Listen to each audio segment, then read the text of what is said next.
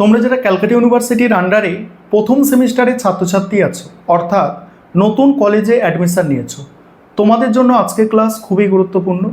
আজকের ক্লাসে তোমাদের কনস্টিটিউশনাল ভ্যালু সাবজেক্টের 100% কমনযোগ্য সাজেশন নিয়ে আলোচনা করব এবং এছাড়া একটি গুরুত্বপূর্ণ বড় প্রশ্নের উত্তর নিয়েও আলোচনা করব।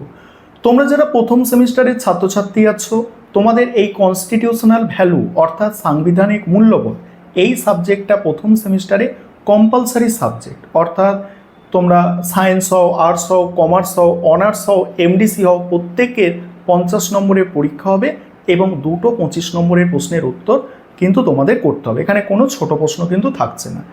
আর আজকের ক্লাসে যেটা আমি আলোচনা করছি সেটা হচ্ছে এই পেপারের সাজেশান তো আলোচনা করছি, তার সঙ্গে সিলেবাস, এবং এই সাজেশান থেকে তোমরা 100% কমন পাবে এটুকু নিশ্চিত, কারণ প্রিভিয়াস ইয়ার্সের প্রশ্ন সিলেবাস খুব ভালো করে বিশ্লেষণ করে তোমাদের জন্য এই সাজেশান তৈরি করা হয়েছে। তাহলে চলো আজকে সাজেশান, সিলেবাস এবং একটি গুরুত্বপূর্ণ প্রশ্নের উত্তর দেখে নাও। আমি স্ক্রিন রেকর্ডের মাধ্যমে আলোচনা করছি। প্রথমে তোমরা সাজেশানটা দেখে নাও এবং আজকে ক্লাসে তোমাদের এই প্রথম প্রশ্ন, সাজেশানের প্রথম প্রশ্ন যেটা আছে, সংবিধান এবং সাংবিধানিকতা বা সংবিধানবাদ, এই প্রশ্নের উত্তরটা নিয়ে আলোচনা করব। প্রথমে তোমরা সম্পূর্ণ সাজেশান দেখো। তোমাদের আগেই বলেছি যে 25 নম্বরের এখানে বড় প্রশ্ন থাকবে এবং প্রশ্নগুলো তোমাদের কিন্তু 15+10 এইভাবে থাকতে পারে বা 10+15 এইভাবেও থাকতে পারে। আর প্রথম প্রশ্ন আছে, দেখো প্রথম প্রশ্ন হচ্ছে সংবিধান এবং সাংবিধানিকতা বাদ বলতে কী বোঝো। পরের প্রশ্ন আছে ভারতের সাংবিধানিক মূল্যবোধের ক্ষেত্রে সাম্য এবং সৌভ্রাতৃত্বের ধারণা আলোচনা করো। তারপরের প্রশ্ন ভারতের সাংবিধানিক মূল্যবোধের ক্ষেত্রে ন্যায় বিচার ও স্বাধীনতার ধারণা আলোচনা করো। পরের প্রশ্ন ক্ষমতা স্বতন্ত্রীকরণ নীতি কাকে বলে, এর মূল নীতি লেখো। ভারতে ক্ষমতা স্বতন্ত্রীকরণের সাংবিধানিক মর্যাদা আলোচনা করো। তারপরের প্রশ্ন আছে ভারতের সংবিধানে উল্লেখিত মৌলিক অধিকারগুলি আলোচনা করো। তারপরের প্রশ্ন ভারতের সংবিধান কিছু মূল নীতির ভিত্তিতে গঠিত, বিবৃতিটি ব্যাখ্যা করো। নেক্সট আছে আইনের অনুশাসন কাকে বলে, এর মূল নীতিগুলি আলোচনা করো।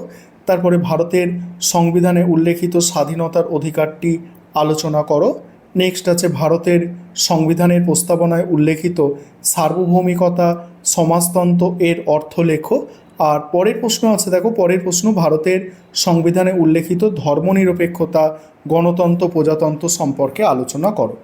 এবার মডিউল টু থেকে আছে, দেখো মডিউল 2 থেকে প্রথম প্রশ্ন ভারতের সংবিধানের 51 ক ধারায় উল্লেখিত মৌলিক কর্তব্যগুলি আলোচনা করো এবং এর গুরুত্ব বা তাৎপর্য লেখো।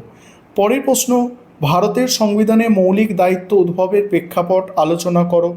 নেক্সট আছে ভারতের সংবিধানে মৌলিক কর্তব্যের আইনি মর্যাদা বিশ্লেষণ করো। পরের প্রশ্ন আছে ভারতের সংবিধানে উল্লেখিত মৌলিক কর্তব্যের সীমাবদ্ধতাগুলি আলোচনা করো। আর তারপরের প্রশ্ন আছে একটি গণতান্ত্রিক রাষ্ট্রে অধিকার এবং কর্তব্য সম্পর্ক নির্দেশ করে মৌলিক কর্তব্যের প্রাসঙ্গিকতা আলোচনা করো। এবার সিলেবাস দেখে নাও, সিলেবাসটা আমি স্ক্রল করে যাচ্ছি। এই হচ্ছে তোমাদের মডিউল 1-এর সিলেবাস, স্ক্রিনশট নিয়ে নিতে পারো। এবং মডিউল 1 তারপরে হচ্ছে মডিউল 2-এর সিলেবাস। আর তোমাদের এবারে প্রথম সাজেশানের প্রথম যে প্রশ্নটি আছে ওই প্রশ্নের উত্তরটা বুঝে নাও। এবারে তোমরা সাজেশানে প্রথম যে প্রশ্নটি আছে এই প্রশ্নের অ্যান্সারটা দেখো, সংবিধান এবং সাংবিধানিকতা কাকে বলে। প্রথমেই ভূমিকা। রাষ্ট্র হলো একটি জটিল রাজনৈতিক প্রতিষ্ঠান যা পরিচালনার জন্য সুনির্দিষ্ট নিয়মকানুন ও কাঠামো প্রয়োজন। আধুনিক গণতান্ত্রিক রাষ্ট্র ব্যবস্থায় এই কাঠামো ও নিয়মকানুনের মূল ভিত্তি হলো সংবিধান।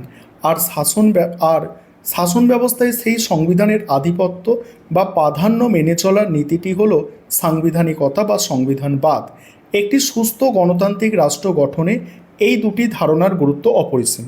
এবার সংবিধান কি দেখো, সংবিধান হলো একটি রাষ্ট্রের সর্বোচ্চ এবং মৌলিক আইন।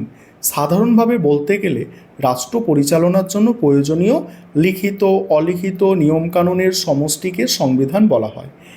এটি দেশের শাসন ব্যবস্থার মূল কাঠামো তৈরি করে এবং একটি সুদৃঢ় ভিত্তি স্থাপন করে। রাষ্ট্রের প্রধান 3টি বিভাগ আছে, আইন বিভাগ, শাসন বিভাগ, বিচার বিভাগ। সংবিধান অনুসারেই গঠিত এবং এই বিভাগগুলির ক্ষমতা ও দায়িত্ব সুনির্দিষ্টভাবে স্থির করে দেওয়া হয়। রাষ্ট্র তথা রাষ্ট্র তথা রাষ্ট্রের বিভিন্ন প্রতিষ্ঠানের সঙ্গে জনগণের পারস্পরিক সম্পর্ক কেমন হবে এবং নাগরিকের অধিকার কী হবে তা সংবিধান দ্বারাই নির্ধারিত ও নিয়ন্ত্রিত হয়। যে কোনো দেশের সংবিধান রচনার ক্ষেত্রে সেই দেশের জনগণের আশা আকাঙ্ক্ষা চাহিদা ও আদর্শের প্রতিফলন ঘটে। সংবিধান লিখিত বা অলিখিত হতে পারে। উদাহরণস্বরূপ ব্রিটেনের সংবিধান হচ্ছে অলিখিত, অন্যদিকে ভারতের সংবিধান হলো বিশ্বের বৃহত্তম লিখিত সংবিধান। এবারে সংবিধানিকতা বা সংবিধানবাদ দেখো। সংবিধানিকতা বা সংবিধানবাদ হলো এমন একটি রাজনৈতিক দর্শন বা নীতি যেখানে শাসন ব্যবস্থা সম্পূর্ণভাবে সংবিধানের অধীনে এবং নির্দেশনায় পরিচালিত হয়। প্রখ্যাত রাষ্ট্রবিজ্ঞানী সুভাষী কাশ্যপ তার গ্রন্থে সাংবিধানিকতা বলতে সংবিধান শাসিত ব্যবস্থাকে বুঝিয়েছেন। তার মতে সাংবিধানিকতা মূলত সীমাবদ্ধ সরকার, আইনের অনুশাসনের প্রতিষ্ঠা। এর ফলে শাসন ব্যবস্থা কখনোই স্বেচ্ছাচারী বা স্বৈরাচারী একনায়কতান্ত্রিক হয়ে উঠতে পারে না। সাংবিধানিকতা সাধারণত লিখিত সংবিধানের ওপরে বেশি জোর দেয়, কারণ এই রাষ্ট্রের বিভিন্ন অঙ্গের ক্ষমতার সুস্পষ্ট সীমা নির্ধারণ করে দেয়। এটি রাষ্ট্রের বিভিন্ন অঙ্গের ক্ষমতার সুস্পষ্ট সীমা নির্ধারণ করে দেয় এবং একটি গণতান্ত্রিক পরিবেশ বজায় রাখে। ভারতেও সাংবিধানিকতার নীতি পূর্ণমাত্রায় স্বীকৃত। ভারতের লিখিত সংবিধানই দেশের সর্বোচ্চ আইন এবং এর ঊর্ধ্বে কেউ নন। সাংবিধানিকতার সূত্র মেনেই ভারতের সীমাবদ্ধ সরকার এবং আইনের অনুশাসন প্রতিষ্ঠিত হয়েছে।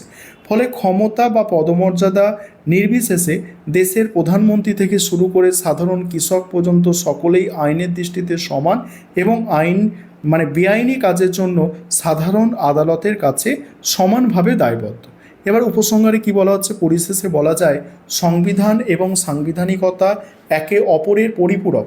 সংবিধান যদি রাষ্ট্র পরিচালনার বাহন হয়, তবে সাংবিধানিকতা হলো সেই বাহনকে সঠিক পথে চালিত করার আদর্শ বা চালিকা শক্তি। কেবল একটি সুন্দর সংবিধান থাকলেই গণতন্ত্র সুনিশ্চিত হয় না। সেই সাংবিধানিক নীতিগুলিকে বাস্তব রূপ দেওয়ার জন্য সাংবিধানিকতা প্রয়োগ অপরিহার্য।